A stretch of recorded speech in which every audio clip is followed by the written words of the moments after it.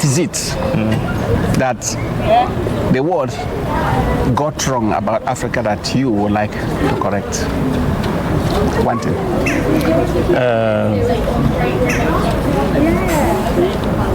When you think of Africa, this is how Africa is portrayed. War, drought, hunger,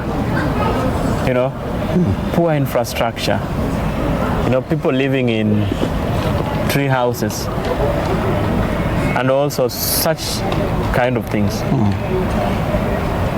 I think, stop watching those mainstream media. Go on YouTube. The Real Africa is now on YouTube, where it is unedited, I can say, because, most of these YouTubers like Wodemaya, Tayo, there's another one there called the African Tigress, Ojemba Africa et al. But there is the story that they actually push. That is the real African story. Do you think without the Western influence, can Africa survive on its own? Oh God, that is a granary. Like the way you can have a house, then there's a granary, and in that granary there's everything. There's rice, there's potato, there's water over there, Lake Victoria, the biggest freshwater lake on the continent, and the second biggest freshwater lake in the world. One of the second longest river in the world, the River Nile.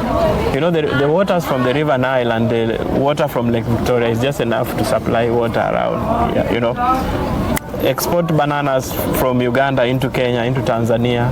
Let the Ugandans get some tea from Kenya. Fish coming from the other side, from Nigeria, and put a pipeline. Oil and gas from Nigeria. Nigeria has oil, but you might not have bananas. Get bananas from Uganda. Let the oil come down here. Let's create proper road networks, rail networks.